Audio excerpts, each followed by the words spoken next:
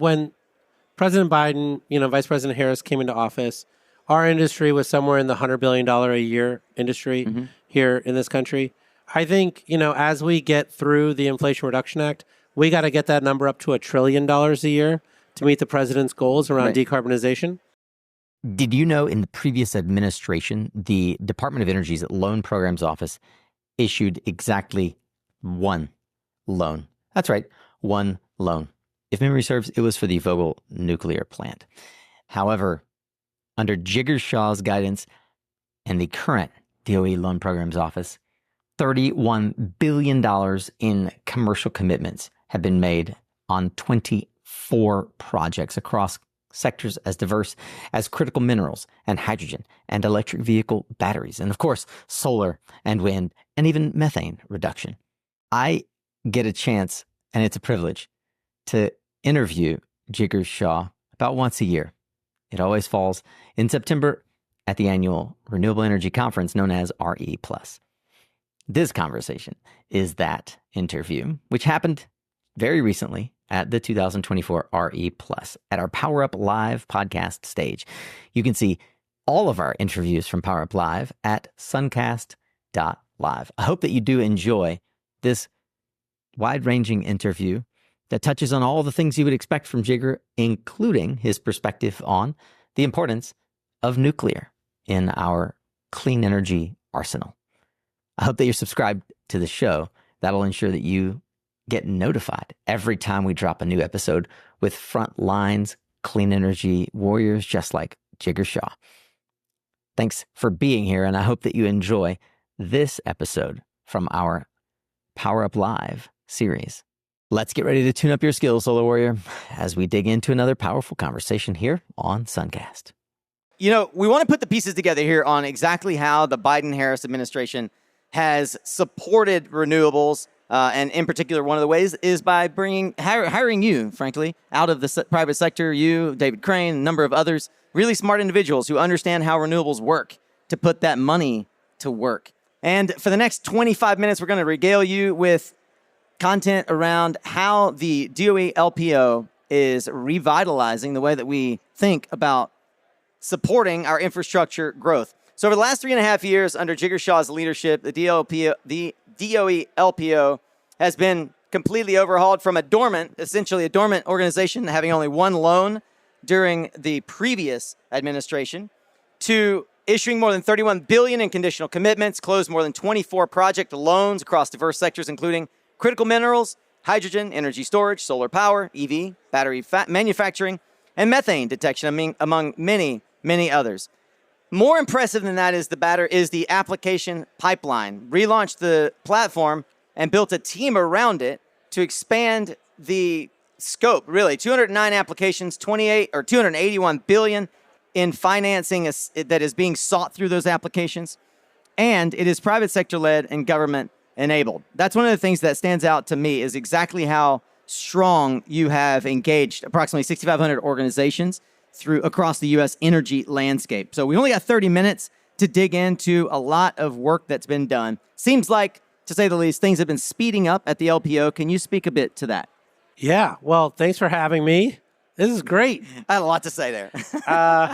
Look, I think that when you think about the moment that we're in right now, it's an exciting time, right? Yep. Whether it's because of supply chain, issues that we had during COVID, or other energy issues around the conflict in the Ukraine. Now you've got data center AI growth, right?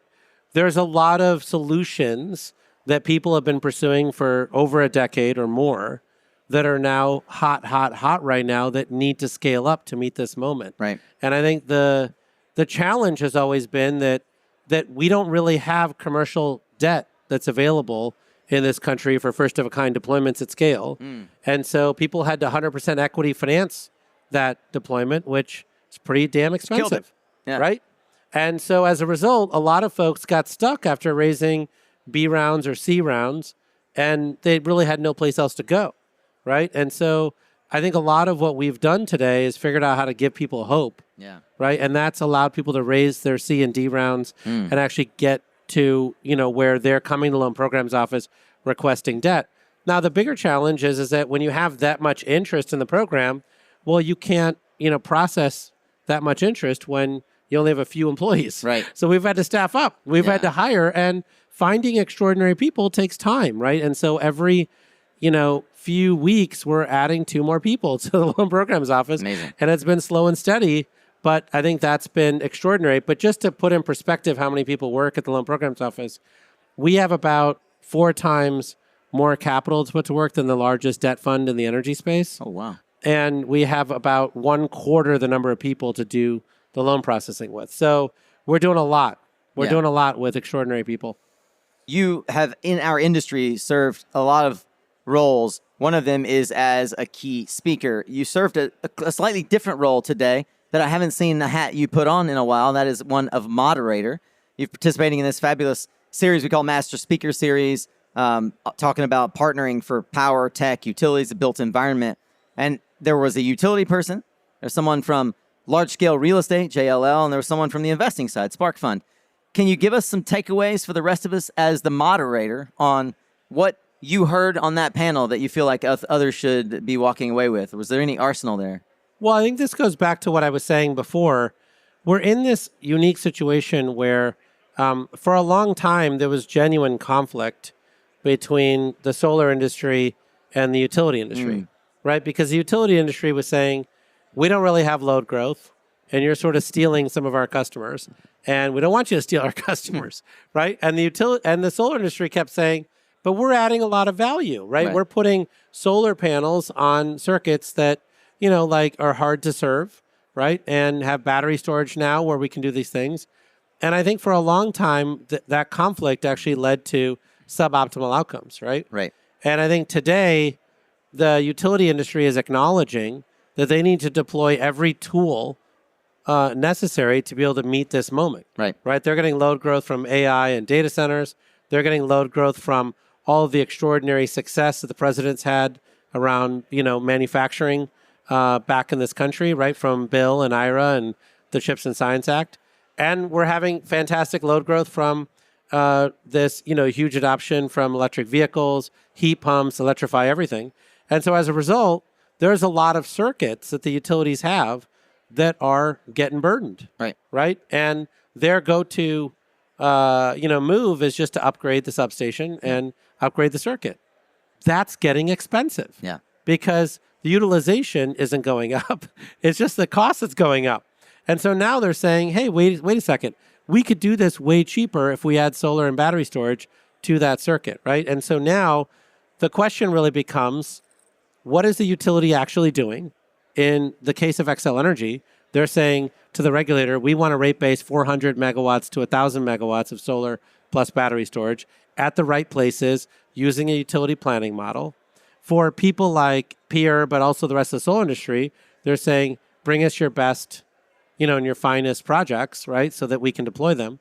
And what they're saying to JLL is they're saying, hey, your building owners view this as their 7th priority. Right. The solar industry has been selling your customers for a long time. How do we get them to pay attention? How do we get them to sign up for these programs? How do we get them to make this a higher priority, right? I think the U.S. government is a part of that, right? Because there's a lot of people who trust our technical assistance, the virtual power plant liftoff report, the grid modernization liftoff report that we, talked about earlier today.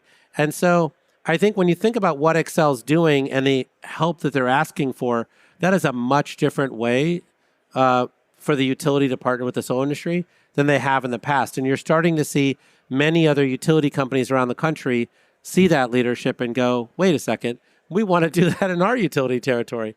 And so that's super exciting. Yeah, I think one of the things that we've talked about, including our entire session last year, is how do we get more out of the infrastructure that's already there? If we want to double in size as an industry, and how do we show the utilities that the solar industry really is the partner they need to deliver those kilowatt hours to their customers? And how do we make that dispatchable? What are some of your answers for that? Yeah, I mean, last year's topic was virtual power plants. Couldn't say it enough, virtual power plants. This year, I think it's absolutely paired with grid modernization. Yeah. Right? And I think when you think about where we are as an industry, we're sort of sideways, right? I mean, the utility scale solar industry is growing by leaps and bounds. They've got large interconnection queues. We're trying to clear those queues. Texas will have 44,000 megawatts of solar by the end of 2025. All good stuff, right? But if you look at residential solar and commercial solar, their growth rates have not been as spectacular. And I think when you read the reports from the National Renewable Energy Laboratory, from Environment America, from others, it sort of shows you that we have at least 300,000 megawatts of cost-effective solar that we can put on rooftops that can handle 1 megawatt plus projects, right, across this country. And that's cheaper than building utility scale solar plus transmission plus distribution to serve those same customers, right? And so now we're asking the solar industry, look, we get it, right? Like, you didn't think that this particular segment was open for business. And so you shifted to utility scale solar. But we need you to actually bring a lot of your best and brightest back to figuring out commercial solar, right? Because this is how we can not only double, but probably triple the size of the solar industry in very short order. It's not like we have a lack of solar panels. We don't have a lack of equipment. We don't have a lack of solutions. When you look at the trade floor today, right, most of them are not actually in the solar panel business. Actually, most of them, as you suggested, are in the battery storage business, right? And then the virtual power plant business, the controls business, the software dispatch business. There's a whole AI pavilion, right? And so when you think about all those solutions, they need real scale to make money, right? And I think what we're offering with this segment is real scale to make an impact on the grid, to get us to energy abundance, energy dominance much faster. I love hearing you say that. You were one of the early folks that was an oracle on how important the C&I industry was to the solar industry, how important rooftops were. Like, the early strategy for SunEdison was locking up all these rooftops. And it only took us 15 more years to get to the place where you could see the vision realizing itself, right? Good things come to those who wait. Indeed. We had to wait a while. But another thing that requires scale, and it is driven in large part by policy, is our domestic manufacturing. The Biden-Harris administration's industrial policy has been very intentional in terms of reestablishing local manufacturing here in the United States. You've made numerous announcements recently around commitments and conditional commitments to the next facilities, not just reshoring assembly of all these products, but really going upstream. Can you talk a little bit more about that commitment as it speaks to our reshoring, in particular, the solar manufacturing sector? Yeah, look, I think the president's been pretty clear that that if we're going to keep adding 90% plus of all the stuff that we add to the grid as clean energy every single year, we're going to need secure supply chains, right? And we're going to need diversified supply chains, right? So it can't all be concentrated out of one country or a set of companies, right? And we learned that lesson in the 1970s when we looked at the OPEC crisis from the oil crisis, right? And so I think for a lot of people in this industry, our industry, they're like, well, I just want the lowest levelized cost of energy. I just want the lowest, cost. But I think when you look at not just energy security, but also national security and economic security, you need that diversified supply chain. And that requires intentionality, right? So we intentionally passed the Solar Energy Manufacturing Act. We intentionally figured out the domestic content rules. We intentionally figured out how folks can pay prevailing wage so you can get much better trained workers in many places around the country. We intentionally made sure that people were working in partnership with their communities so the communities understood what they were getting out of this whole partnership, right? And so I think there was an intentionality around that whole framework because there's a recognition that as this industry becomes more dominant and becomes the backbone of how we run our grid, people want to know, what are you doing for me? Right? How are you being a good partner? How are you being a good citizen? How are you figuring out all three of these spheres, right? And so on the solar manufacturing side, we announced the big loan to Hanwha Q Cells. They're the first manufacturer in over a decade that's doing both modules, but also cells and wafers, right? We're restarting silicon manufacturing in this country. I think, we will be able to, by 2026, have 80% of all the modules that we use in this country coming from U.S.-made modules. And so I think we're pretty excited about... By 2026. By 2026. That's so, phenomenal. I mean, it's right around the corner. We're super excited about all the booths that are here at the show, highlighting that. And I think people are recognizing that the domestic content, requirements are real. And they're lining up how do we want to meet it? Is it through modules, inverters, batteries, trackers? But I think when you think about the framework that the president's laid down, it's causing there to be this extraordinary, sort of goodwill that's coming into the industry, where we have 35 new manufacturing facilities Right. around the country that have been announced on different parts of the supply chain. There's a lot of folks now recognizing that we can actually make this industry more domestic. And you're starting to see a huge amount of support coming from unlikely corners as a result. Yep. And that allows this industry to continue to grow and continue to prosper. And so I get the fact that everyone's trying to shave a penny a watt off of stuff, but I think pretty soon we're going to have to realize that the big stumbling blocks, the big barriers in our way are really around continuing to have the social license to continue to operate in the country in the way in which we are, getting approval from counties, getting approval from cities, Yep. getting approval from all the folks that we need approval from, which requires them viewing this as an American industry. Right. Absolutely. And one of the ripple effects of the announcements, you mentioned 35, is it's incumbent upon the large manufacturers when they come with this program, this plan to build a big manufacturing plant, that they announce it. So we see the big announcements that an ingot factory or a module factory is coming online. And what we know to be true, because we watched how these campuses were built out in Asia, is for every, I would imagine it's probably 5 or 10. For every one manufacturing plant that gets announced, there are 5, 10 other companies that encircle that plant that are also reshoring supply. They're reshoring jobs. They're reshoring product that we need to make, steel, wire, et cetera, that the glass that supports making just the solar modules. And we haven't even talked about the battery cells and everything else, right? All the different ways that we can move away from critical minerals by reshoring some of this technology. You talked about the need for social license. I want to talk a bit about how the LPO is moving very intentionally with the Biden administration into programs that were virtually unused, like the Tribal Energy Program in years past. And I think that these are ways that the laws that have been put in place over the last 3 years are truly affecting change. Can you talk a bit about the work that's going into revamping programs like Tribal Energy and where the rubber is meeting the roads, how this represents truly a lot of opportunity that I think is going unnoticed by folks? Yeah, I mean, I think you start with the fact that when President Biden, Vice President Harris came into office, our industry was somewhere in the $100 billion a year industry here in this country. I think, as we get through the Inflation Reduction Act, we got to get that number up to $1 trillion a year to meet the president's goals around decarbonization. And so when you think about how much wealth creation that's going to create, we want to make sure it's as broad-based as possible, right? Yeah. And I think when you look at the tribes around the country and the reservations that they control, right, about 35% of our best potential land in our country are on those tribal reservations, right? But you can imagine a lot of those tribes don't have the capacity to fully develop those projects, right? Yeah. Whether it's the expertise or whether it's all of the, deposits you have to pay to get interconnection stuff, et cetera.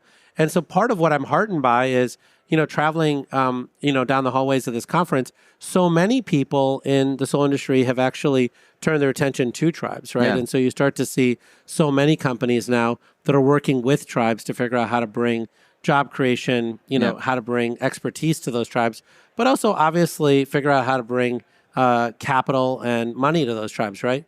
And so, it's exciting to see how many people are working together with folks. I think that you're also seeing a tremendous amount of partnerships in other spheres like affordable housing, figuring out how to get in, parking shade canopies, solar, EV charging, right? Uber and Lyft, sort of like EV car rental services. Yeah. And so there's a lot of microgrids that are getting deployed at tribal casinos, so we're, announcing a new loan to, the Viejas Band. The first loan for microgrid solar and project. storage, correct? Absolutely, right, down near San Diego. And so that's super exciting. But there's also 30 more casinos that are paying, a premium for power who can, save money and get more resiliency out of this. Yeah. And they're using next generation batteries that are 8 to 12 hours of battery storage with EOS. And so I think when you think about like how we're actually helping bring not just wealth creation and capacity building, but also, like sort of the deployment of new technologies through these partnerships, it's exciting to see, folks actually making sure that this is a broad-based success story. So One of the drums that you beat that I think does draw some backlash in the renewables industry is one, I believe, as you do, that it's an all of the above strategy. And I think that you often get criticized for that. But I think you also get criticized for something that is an area where we really need to be more understanding of, and that is nuclear.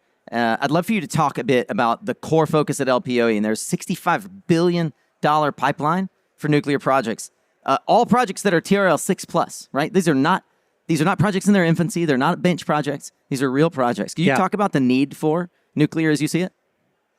Yeah, look, I think that first, let's just understand that we need to build as much solar and battery storage as we possibly can get sited and built. Yep. So no one's slowing that down, right? Yeah. If you want to double, you want to triple, go for it. We need all of it, right? We totally agree with that, right?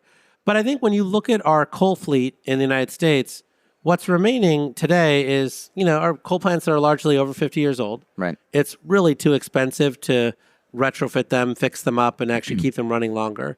So most of them are going to come out of service by 2035, right? So as they come out of service, the question becomes, what's the best way to meet that clean, firm generating source, right? Yep.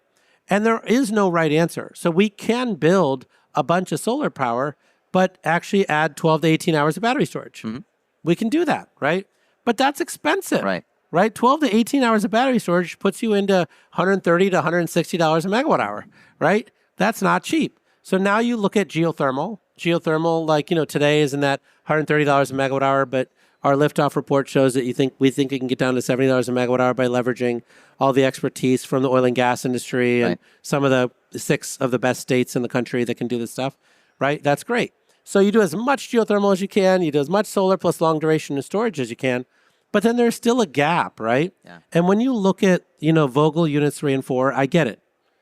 Cost overruns, all this other stuff, right?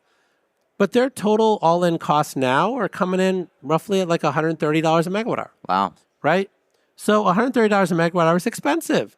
I think we expected it to be cheaper. Right. But it's not that expensive, not compared to solar plus 12 hours, 18 hours of battery to what we're storage. talking is the alternative, right? And I think if we built 10 of them at the same time, we think we can actually get that number probably to $95 a megawatt hour or lower, right? And we just came out a report showing that the 54 existing nuclear campuses plus the 11 sites that, had recently retired plants can host at least 65,000 megawatts of new nuclear. Wow. These are places where you already have a trained nuclear workforce. You have a community that loves nuclear, right? And for a lot of these sites, there's only one nuclear plant there. And if you add a second one, it's 30% less to operate both nuclear power plants, right? Because it's the same personnel that does it. And so I think when you look at a total system cost, the last thing I'd say, right, is that we are, for the foreseeable future, going to be transmission constrained. Yeah. Right? And so we have to use that transmission grid in the most efficient way possible. Yeah. Right? That means you're generating power and sending power down those transmission lines all the time. Right? Right. And so when you think about like solar plus long duration energy storage and some of these other technologies, it generally means that you have to oversize the grid. Yeah. Right? And so that's a lot more money. So when you look at what the National Renewable Energy Laboratory is doing in terms of their grid constrained scenario in the Clean Futures work, it shows that if you have a 40% clean, firm power generation, right? So solar and wind can be 60%, right? We're not slowing them down. Then it's a much cheaper way of managing the grid, right? And so I think that everyone needs to and wants to coexist, but sometimes I feel like people act like, like if we support this technology, we're taking money out of like this person's, pocket. And we're not. Like these are completely different investors and we need both if we're going to decarbonize on the schedule the president's laid out. Yeah. You mentioned 11 recently decommissioned sites. I wanted to bring up the Palisades plant restart. Is that a sign of things to come? Is that something that we should expect as we're going to restart some of these old plants? Yeah, once you fully decommission a site like they've done at Indian Point, for instance, it's hard to bring those back, right? Yeah. But there are 3 sites around the country that are actually recently shut down, but, can be brought back because they haven't been decommissioned yet. And so, the Palisades is the first of them. The other 2, I think, are working hard to figure out whether they want to get restart. And then, Holtec has actually gone further and said, not only do they want to restart Palisades, they want to build 2 new reactors at the same site, right? So we're very excited about the level of ambition that folks have. And then we've got to obviously figure out who wants to pay for this power. Yeah. The hyperscale data center companies are like, hey, we'll pay for this power Firm power. because we're way behind on our 24/7 clean firm matched, commitments that we've made on our website by 2030. And then I think you've got electric utility companies that are saying, hey, wait a second, we actually would love to be a part of this solution as well. So you saw Duke Energy announce their partnership, I think with Google, Amazon, and Meta maybe. And so that's exciting to see, right? Not all of these deals have become closed deals, but I think when you see what, building blocks are going in place now, it gives you hope that these world-leading designs that we have in the United States can get commercialized here and then exported around the world. What gives me hope is that world leaders like you are still in government office, helping us revitalize these programs. Jigar Shah is the director of the Loan Programs Office for the Department of Energy. He's also one of the oracles of the industry and one of the folks that many of us, most admire. Thank you for your hard work. Thank you so much for having me. It's always a pleasure to have time with Jigar, and I want to thank his team, in particular, Jamie Nolan, for helping make this interview possible. Thank you as well to Jigar for the leadership that you, the Biden-Harris administration, and Secretary Granholm have provided for our Department of Energy. And thank you for tuning in all the way through this interview. What did you learn? What are you taking away? Were you surprised by anything in particular? Leave us a comment here on YouTube, or if you're listening to the podcast, I invite you to come watch on YouTube or check out our post on LinkedIn. There's got to be a way that we can connect beyond the podcast, and LinkedIn or YouTube is it. So I'd love to hear from you. I'd love to know what you are inspired by. Did Jigar or the Loans Program Office tick you off in some way? Is there something they could be doing better? Well, sound off. Don't be silent. You are listening for a reason. It's because you are a leader in this industry, critically thinking about how you and your skill set integrates with this clean energy frontier that we are rapidly expanding. Thank you for joining us on this journey, and thanks to our sponsors who help make sure that this content is free to you. We just ask you to pay attention, which you are cleverly doing right here and not somewhere else. You are what you listen to. Thanks again for showing up, Solar Warrior. It's half the battle.